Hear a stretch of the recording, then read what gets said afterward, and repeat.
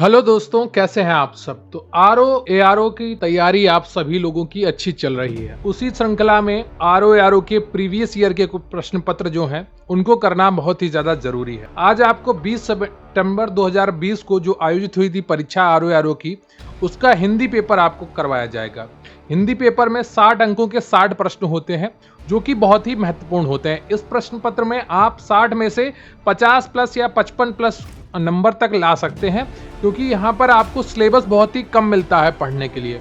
बाकी आप अगर इधर जितना ज़्यादा आप हिंदी में अच्छा स्कोर कर लेते हैं, उतना ही कम स्कोर आपको जनरल स्टडीज में करना पड़ता है प्री एग्जाम क्वालिफाई करने के लिए। तो प्री एग्जाम अगर आपको क्वालिफाई करना है तो हिंदी को भी पूरी इंपॉर्टेंस आपको देनी होगी। तो चलिए बिना वक्त गवाए शुरू करेंगे आज का ये वीडियो। लेकिन उससे पहले मैं आपसे निवेदन करूंगा कि वीडियो को लाइक कर लीजिएगा, चैनल पर नया है तो चैनल को सब्सक्राइब कर लीजिएगा। तो चलिए शुरू करते हैं आज का ये पेपर।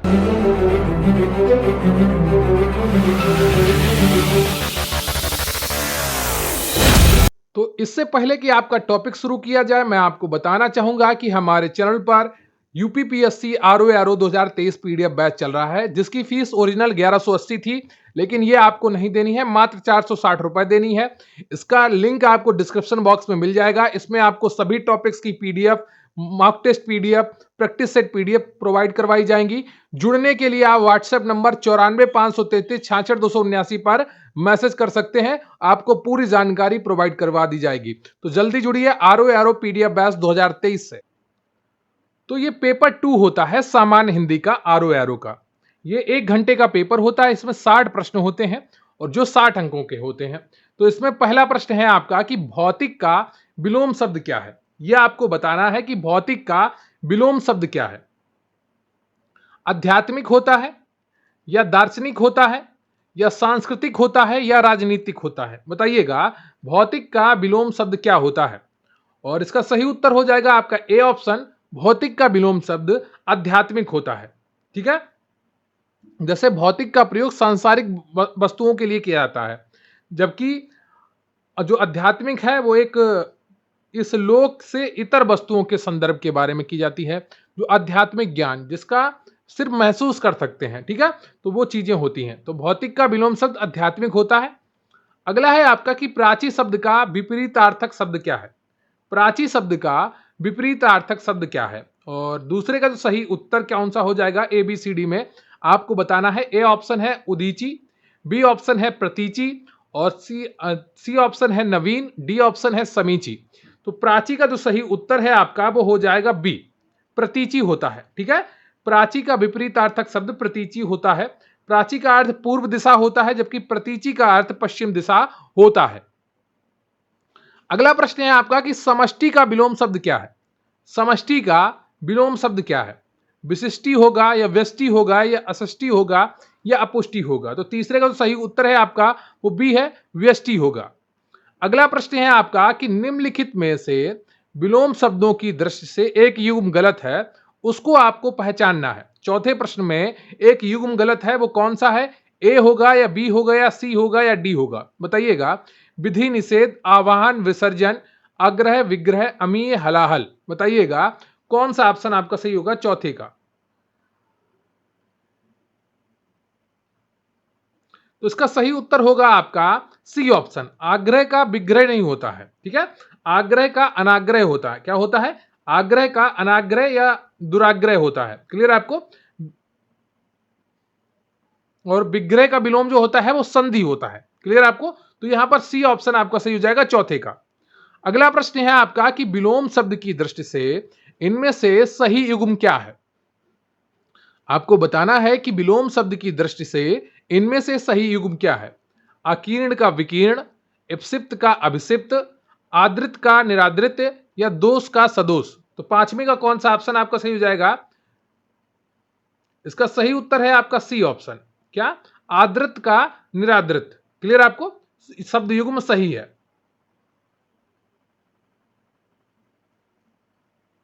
आदृत का अर्थ होता है सम्मानित करना और निरादृत का होता है अपमानित होना। ठीक है, अगला है आपका शुद्ध वर्तनी वाले शब्द का चयन करें। दैदीप्यमान, प्यामान या देदीप्यमान या दैदीप्यमान या देदीप्यमान। बताइएगा छठे का कौन सा ऑप्शन आपका सही हो जाएगा? और इसका सही उत्तर है आपका डी ऑप्शन, देदीप्यमान। क्लियर आपको? ये शुद्ध वर्तनी वाला शब्द है। अगला प्रश्न है आपका कि निम्नलिखित में से अशुद्ध वर्तनी वाला शब्द कौन सा है? बताइएगा, निम्नलिखित में से अशुद्ध वर्तनी वाला शब्द कौन सा है? तो सातवें का सही उत्तर है आपका डी ऑप्शन, पौराणिक। क्लियर आपको? पौराणिक जो है वो अशुद्ध वर्तनी वाला शब्द है, जबकि यहां पर छोटी की मात्रा होती तो ये शुद्ध हो जाता, लेकिन बड़ी की मात्रा है तो ये अशुद्ध वर्तनी वाला शब्द है। अगला प्रश्न है आपका कि निम्नलिखित वाक्यों में शुद्ध वाक्य कौन सा है?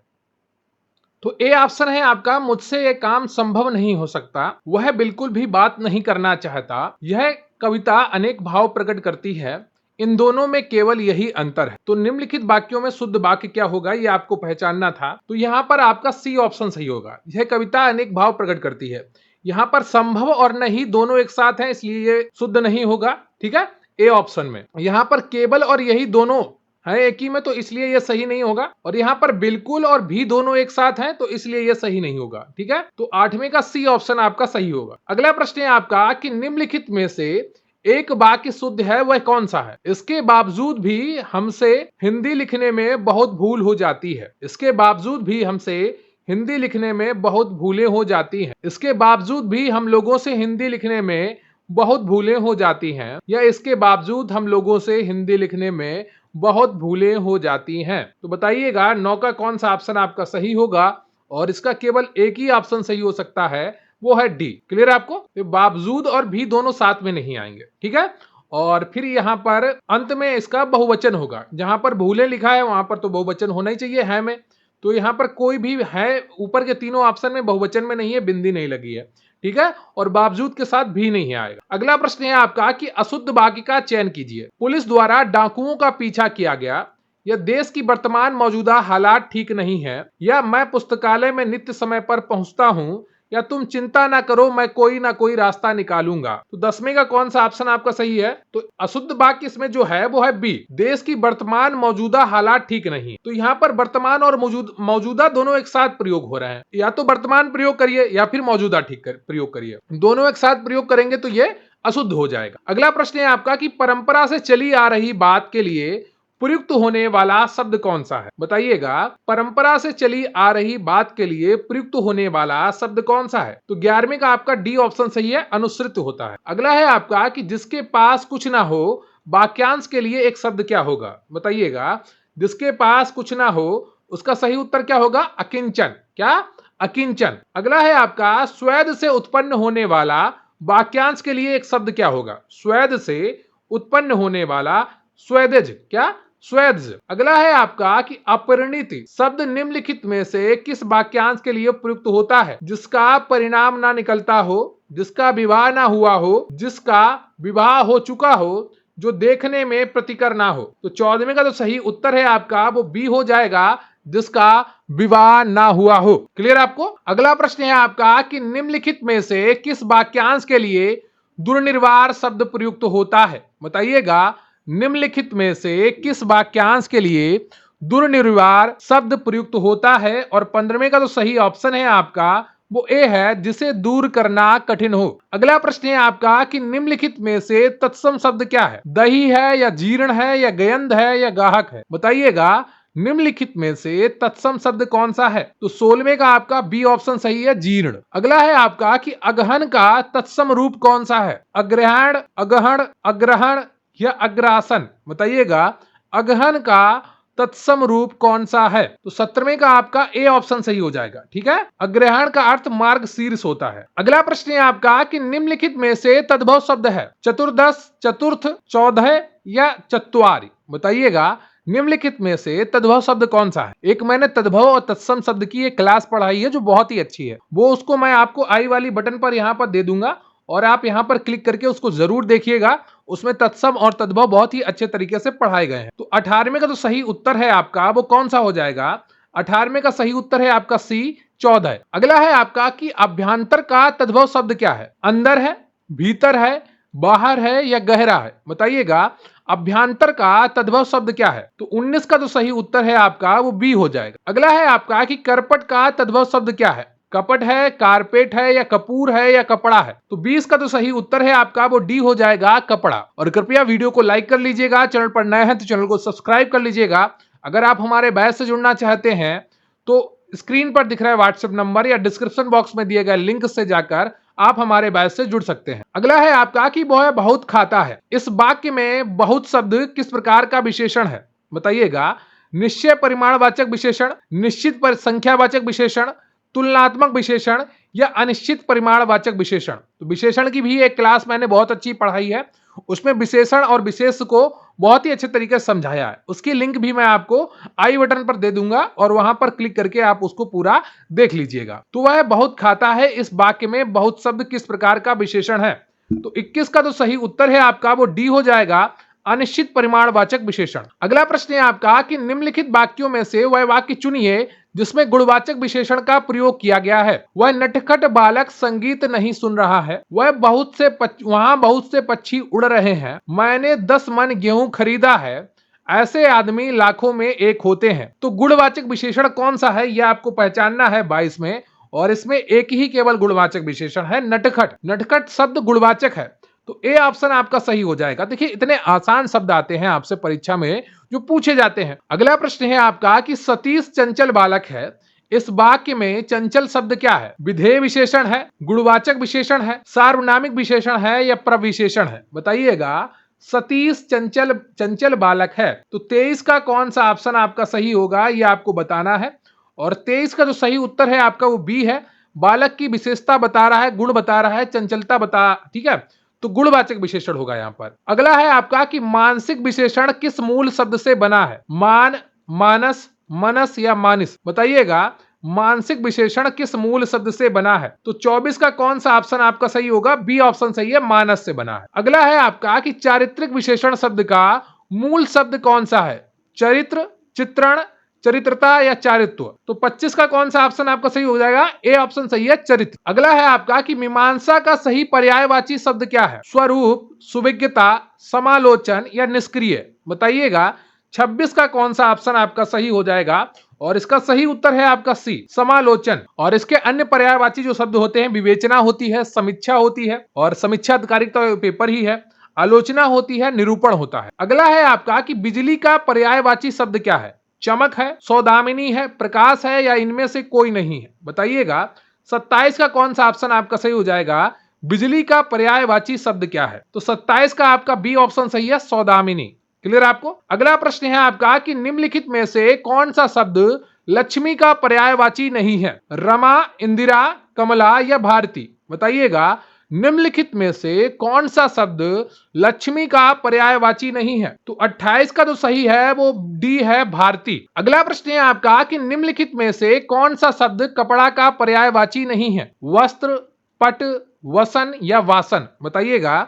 निम्नलिखित में से कौन सा शब्द कपड़ा का पर्यायवाची नहीं है? तो 29 का जो सही उत्तर है आपका वो कौन सा हो जाएगा ये आपको बताना है। देखिए जो इसमें ऑप्शन दिए गए हैं वो सभी पर्यायवाची शब्द हैं कपड़ा के, लेकिन आयोग ने इसमें डी ऑप्शन को सही माना था, वासन को। ठीक है, लेकिन ये सभी चार के चारों कपड़ा के पर्यायवाची होते हैं, वस्त्र, पट, वसन और वासन भी, लेकिन वासन को यहां पर आयोग ने कपड़ा का पर्यायवाची नहीं माना है। अगला प्रश्न है आपका कि निम्नलिखित में से कौन सा शब्द मेघ का पर्यायवाची नहीं है? पयोधर, जलधर, बारिधर, या दामोदर? 30 का आपका डी ऑप्शन सही होगा। ठीक है, दामोदर किसका पर्यायवाची होता है कमेंट करके बताइएगा। मैं मेघ के और पर्यायवाची आपको बता देता हूं। घन होता है, बादल होता है, बारिद होता है, नीरद होता है, पयोध होता है और जलधर होता है। ठीक है, तो ये सब आपके मेघ के पर्यायवाची हैं। दामोदर किसका पर्यायवाची है ये आपको कमेंट करके बताना है। अगला है आपका कि आविर्भूत का सही विलोम शब्द क्या है? अनास्था, अनेकता, तिरोभूत, या अनावृष्टि? बताइएगा। 31 का कौन सा ऑप्शन आपका सही है? आविर्भूत का सही विलोम शब्द क्या है? तो 31 का सी ऑप्शन आपका सही है, तिरोभूत। क्लियर आपको? तिरोभूत आपका बिल्कुल सही ऑप्शन है। अगला प्रश्न है आपका कि 32वां कि क्षणिक का सही विलोम शब्द क्या है? क्षणिक का सही विलोम शब्द क्या है? अल्प है, शाश्वत है, क्षर है, या विमुख है? बताइएगा। क्षणिक का सही विलोम शब्द क्या है? तो 32 का जो सही ऑप्शन है आपका वो बी हो जाएगा, शाश्वत। क्लियर आपको? अगला प्रश्न है आपका कि अग्रज का विलोम शब्द क्या है? अच्छत है, अतुल है, अनुज है या अटल है? बताइएगा अग्रज का विलोम शब्द क्या है? तो 33 का जो सही उत्तर है आपका वो सी हो जाएगा, अनुज। क्लियर आपको? अनुज हो जाएगा अग्रज का सही विलोम शब्द। अगला प्रश्न है आपका कि निम्नलिखित में से विलोम शब्दों की दृष्टि से एक युग्म गलत है, वह कौन सा है? मौन मुखर, शानदार शर्मनाक, बर्बर सभ्य या अनुचर परिचर? बताइएगा निम्नलिखित में से विलोम शब्दों की दृष्टि से एक युग्म गलत है, वह कौन सा है? 34 का आपका कौन सा ऑप्शन सही हो जाएगा ये आपको बताना है, और 34 का आपका डी ऑप्शन सही है, अनुचर का परिचर। ठीक है, ये गलत है। और जो परिचर का विलोम शब्द होता है वो परिचारिका होता है। ठीक है, परिचर का विलोम शब्द परिचारिका होता है, अनुचर नहीं होता है। ठीक है, अगला प्रश्न है आपका कि विलोम शब्दों की दृष्टि से इनमें से एक युग्म गलत है, वह कौन सा है? अमित, परिमित, सत्कार, तिरस्कार, आच्छादित, परिच्छन या सुख या दुख? बताइएगा अमित का क्या परिमित होता है? बताइएगा सत्कार का क्या तिरस्कार होता है? आच्छादित का क्या परिच्छन होता है? सुख का क्या दुख होता है? एक युग्म गलत है, वो आपको पहचानना है। और कौन सा गलत है? सी गलत है, आच्छादित का परिच्छन नहीं होता है। क्लियर आपको? आच्छादित का विलोम अनाच्छादित होता है। ठीक है, और परिच्छन का विलोम अपरिच्छन होता है। अगला प्रश्न है आपका कि वर्तनी की दृष्टि से शुद्ध शब्द क्या है? चिन्ह है, विवर्त है, अनुग्रहित है या बिरहणी है? बताइएगा वर्तनी की दृष्टि से शुद्ध शब्द क्या है? चिन्ह, विवर्त, अनुग्रहित या बिरहणी? 36 का कौन सा ऑप्शन आपका सही हो जाएगा ये आपको बताना है, और इसका सही उत्तर है आपका बी ऑप्शन, विवर्त। अगला प्रश्न है आपका कि शुद्ध वर्तनी वाले शब्द का चयन करें। ज्योतिषना, ज्योत्सना, ज्योत्सना या ज्योत्सना? बताइएगा इनमें से कौन सा ऑप्शन आपका सही होगा जिसकी वर्तनी शुद्ध है? तो 37 का कौन सा ऑप्शन आपका सही है? 37 का आपका डी ऑप्शन सही है। ठीक है, डी ऑप्शन बिल्कुल सही है। अगला प्रश्न है आपका कि वर्तनी की दृष्टि से कौन सा शब्द अशुद्ध है? कोमलांगी, सम्मिलित, उत्कर्षता या अनुग्रहित? बताइएगा 38 का कौन सा ऑप्शन आपका सही होगा? वर्तनी की दृष्टि से कौन सा शब्द अशुद्ध है? तो 38 का आयोग ने जो विकल्प सही माना था वो सी था, जबकि यह सभी विकल्प सही है। ठीक है, तो आयोग ने सही विकल्प सी माना था, लेकिन यह वर्तनी की दृष्टि से सभी विकल्प सही थे। और कृपया वीडियो को लाइक कर लीजिएगा, चैनल पर नया है तो चैनल को सब्सक्राइब कर लीजिएगा। अगला प्रश्न है आपका कि निम्नलिखित में से एक शुद्ध वाक्य है, वह कौन सा है? प्रत्येक विद्यार्थी को चाहिए कि वह हिंदी की अनेक पुस्तकें पढ़े। हर एक विद्यार्थी को चाहिए कि वह हिंदी की अनेक पुस्तकें पढ़े। हर एक विद्यार्थी को चाहिए कि वह हिंदी की अनेकों पुस्तकें पढ़े। हर एक विद्यार्थी को चाहिए कि वह हिंदी की अनेकों पुस्तकें पढ़े। तो कौन सा ऑप्शन आपका इसमें सही है ये आपको बताना है, और इसका सही उत्तर है आपका ए ऑप्शन, प्रत्येक विद्यार्थी को चाहिए कि वह हिंदी की अनेक पुस्तकें पढ़े। क्लियर आपको? तो ये ऑप्शन आपका सही होगा। अगला है आपका कि निम्नलिखित में से एक वाक्य अशुद्ध है, वह कौन सा है? मोहन गेहूं पिसवाने चक्की पर गया है। निर्दय व्यक्ति से मित्रता नहीं करनी चाहिए। उसके घर के पास एक मिठाई की दुकान है, या उपयुक्त कथन असत्य है? बताइएगा निम्नलिखित में से एक वाक्य अशुद्ध है, वह कौन सा है ये आपको बताना है। और 40 का जो सही उत्तर है आपका सी सही है। ठीक है, सी अशुद्ध है। उसके घर के पास एक मिठाई की दुकान है, यह अशुद्ध है। देखिए मिठाई, एक मिठाई की दुकान थोड़ी है, मिठाई की एक दुकान हो, क्या एक मिठाई बिकती होगी उस दुकान पे? नहीं, मिठाई की दुकान पे तो कई मिठाइयां बिकती है ना, तो मिठाई की एक दुकान होगा, एक मिठाई की दुकान नहीं होगा। ठीक है, तो ये अशुद्ध हो गया, बाकी सब आपके शुद्ध हैं। अगला है आपका कि जिसका कोई शत्रु नहीं जन्मा है, वाक्यांश के लिए एक शब्द क्या है? बताइएगा जिसका कोई शत्रु नहीं जन्मा है। तो 41 का जो सही है आपका वो कौन सा होगा? वो सी, अजात शत्रु। ठीक है, जिसे जीता ना जा सके वो अजेय होता है। जिसने शत्रुओं को जीत लिया हो वो शत्रुजयी होता है, और जिसका कोई शत्रु ही ना हो वो शत्रुविहीन होता है। अगला प्रश्न है आपका कि खोज करने वाला इस वाक्यांश के लिए एक शब्द क्या है? अन्वेषक होगा, अनुपम होगा, अनविनित होगा या निवेशक होगा? तो 42 का सही उत्तर है आपका ए, अन्वेषक। ठीक है, खोज करने वाला अन्वेषक होता है, जिसकी उपमा ना दी जा सके वो अनुपम होता है, और अनविनित होने की अवस्था अनविनित होती है। ठीक है, और निवेश करने वाला निवेशक होता है। अगला है आपका कि जिसकी ग्रीवा सुंदर हो, वाक्यांश के लिए एक शब्द क्या है? पार्थिव, सुग्रीव, सुधीर या सुनील? बताइएगा जिसकी ग्रीवा सुंदर हो, वाक्यांश के लिए एक शब्द क्या होगा? 43 का कौन सा ऑप्शन आपका सही होगा? और 43 का आपका बी ऑप्शन सही है, सुग्रीव। जिसकी ग्रीवा सुंदर हो वो सुग्रीव होता है, जो पृथ्वी से संबंधित हो वो पार्थिव होता है, जो बहुत धैर्यवान हो वो सुधीर होता है, और जो अत्यधिक नीला हो वो सुनील होता है। अगला प्रश्न है आपका कि जिसका अनुभव इंद्रियों द्वारा ना हो सके, इस वाक्यांश के लिए एक शब्द क्या है? जितेंद्र, अतीन्द्रिय या ऐन्द्रिक या इनमें से कोई नहीं। बताइएगा, जिसका अनुभव इंद्रियों द्वारा ना हो सके, इस वाक्यांश के लिए एक शब्द क्या है? तो 44 का जो सही उत्तर है आपका वो क्या हो जाएगा? वो बी, अतीन्द्रिय।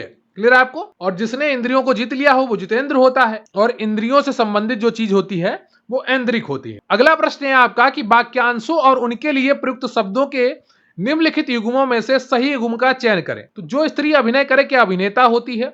जो व्याकरण जानता हो क्या व्याकरणिक होता है? आंखों से जो परे होता है वो क्या प्रत्यक्ष होता है? लौट कर आया हुआ क्या प्रत्यागत होता है? तो 45 का कौन सा ऑप्शन आपका सही हो जाएगा? सही उत्तर है यहां पर आपका डी, लौट कर आया हुआ प्रत्यागत होता है। जो कि आंखों से परे हो वो अप्रत्यक्ष होता है, और जो व्याकरण को जानता हो वो व्याकरण होता है। क्या? व्याकरण, ठीक है, व्याकरणिक नहीं होता है। और जो स्त्री अभिनय करे वो अभिनेत्री होती है, अभिनेता नहीं होती है। अगला प्रश्न है आपका कि निम्नलिखित में से तत्सम शब्द कौन सा है? उछाह है, उजला है, उल्लू है या ओष्ठ है? बताइएगा, निम्नलिखित में से तत्सम शब्द कौन सा है? तो 46 का तो सही उत्तर है आपका वो ओष्ठ होगा। क्या? डी ऑप्शन होगा आपका ओष्ठ। उछाह का तत्सम होता है उत्साह, और उजला का उजाला होता है, और उल्लू का उलूक होता है। क्लियर है आपको? तो ये तत्सम शब्द है। अगला है आपका कि परिवा का तत्सम शब्द क्या है? परवा है, परेवा है या प्रतिपदा है? प्रतिपदा या पड़ीवा? अक्सर अगर आप गांव से संपर्क रखते हैं या गांव से जुड़े हुए हैं, त्योहारों में आपके यहाँ परिवा की बात होती होगी। तो परिवा कौन सी तिथि को होती है? तो उसी से जुड़ा हुआ यह प्रश्न है। तो 47 का जो सही उत्तर है आपका वो सी हो जाएगा, प्रतिपदा।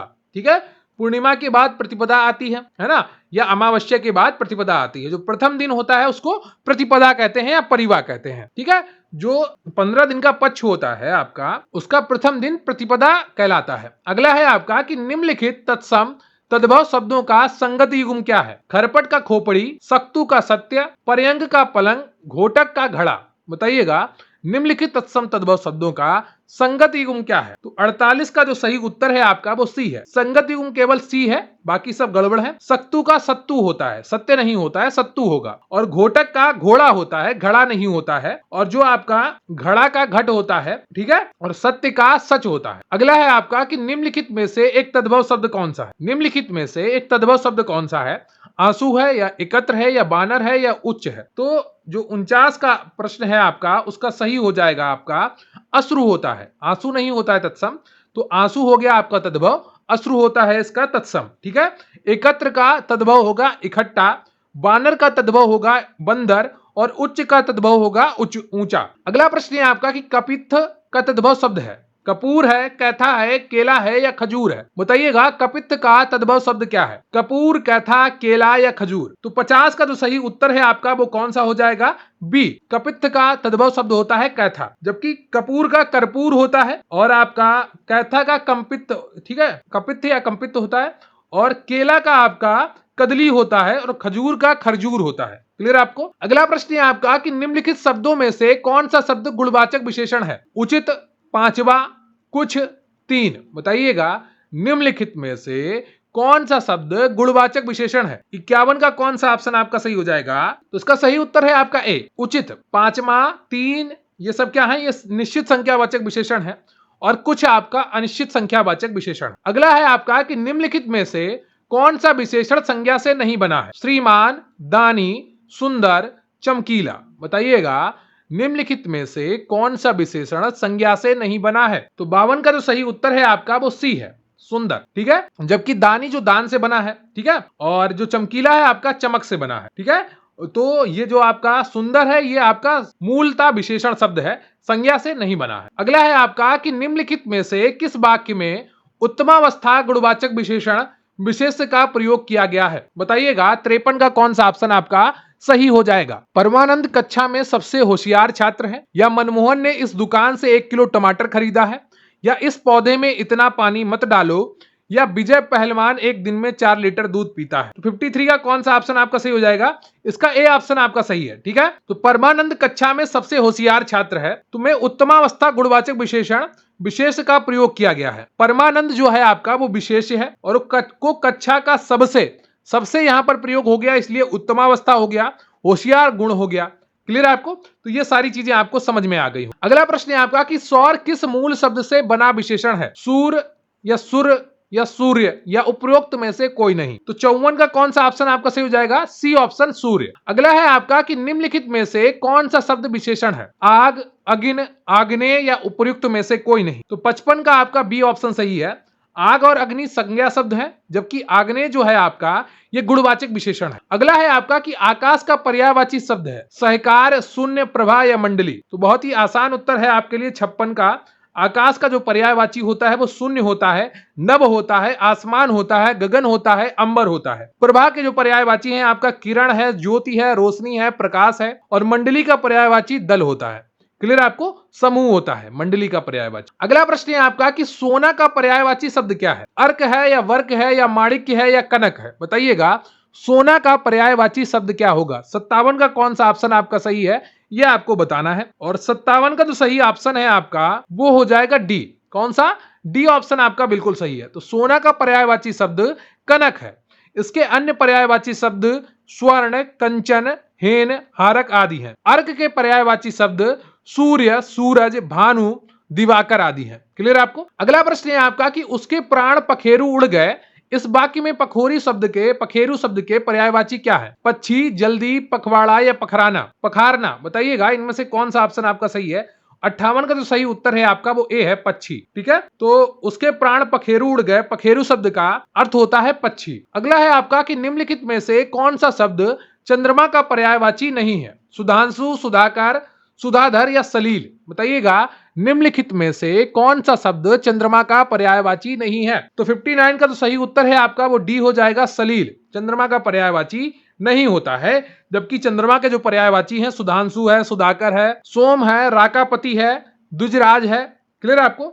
सलील शब्द का पर्यायवाची होते हैं वो अंबु, जल, नीर, तोय, पानी। अगला है आपका कि निम्नांकित शब्दों में से एक शब्द माता का पर्यायवाची नहीं है, वो कौन सा है? अंब, अंबु, अंबा या जननी? बताइएगा निम्नलिखित में से एक शब्द माता का पर्यायवाची नहीं है, वो कौन सा है? तो 60वें का सही उत्तर है आपका बी। अंबु जल का पर्यायवाची होता है, माता का नहीं होता है। क्लियर है आपको? माता के जो पर्यायवाची होते हैं वो अंबा होता है, अंब होता है, जननी होता है, अम्मा होता है, धात्री होता है, परशु होता है। क्लियर है आपको? तो ये आपके आरओ एआरओ के 60 प्रश्न कंप्लीट हुए। जो आपका 20 सितंबर 2020 का हिंदी का पेपर था उसमें प्रीवियस ईयर का आपका पूरा पेपर कराया गया है। 60 अंकों के 60 प्रश्न थे।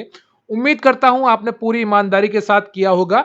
कमेंट करके बताइएगा कि इन 60 प्रश्नों में से कितने प्रश्न आपको आ रहे थे और ये प्रश्न पत्र आपको कैसा लगा। देखिए प्रश्न पत्र ज्यादा कठिन नहीं आता है हिंदी का। अगर आप ठीक से पढ़ाई करेंगे हिंदी विषय की तो तकरीबन आप 50 से 55 तक प्रश्न सही कर सकते हैं इस प्रश्न पत्र के। तो तैयारी करते रहिए। आरओ एआरओ वैकेंसी बहुत ही दिनों बाद आई है और आपके पास स्वर्णिम अवसर है। 411 पद अभी वर्तमान में, हो सकता है भविष्य में बढ़ जाए, तो आपके पास स्वर्णिम अवसर है इस भर्ती में अपना सिलेक्शन सुनिश्चित करने का। तो आपको मेरी तरफ से बहुत बहुत शुभकामनाएं हैं और लगातार पढ़ते रहिए। अगर आप हमारे पीडीएफ बैच से जुड़ना चाहते हैं तो स्क्रीन पर दिख रहे व्हाट्सएप नंबर पर आप मैसेज करिए या डिस्क्रिप्शन बॉक्स में दिए गए लिंक पर मैसेज करिए और कमेंट करके जरूर बताइएगा कि ये वीडियो आपको कैसा लगा। और अन्य वीडियो को देखने के लिए आप हमारे चैनल को जरूर सब्सक्राइब कर लीजिए। आरओ एआरओ का कंटेंट लगातार आपको प्रोवाइड करवाया जा रहा है जिससे आपकी तैयारी बहुत अच्छी हो। तो थैंक यू वेरी मच, बहुत बहुत धन्यवाद आपका। जय हिंद, जय भारत।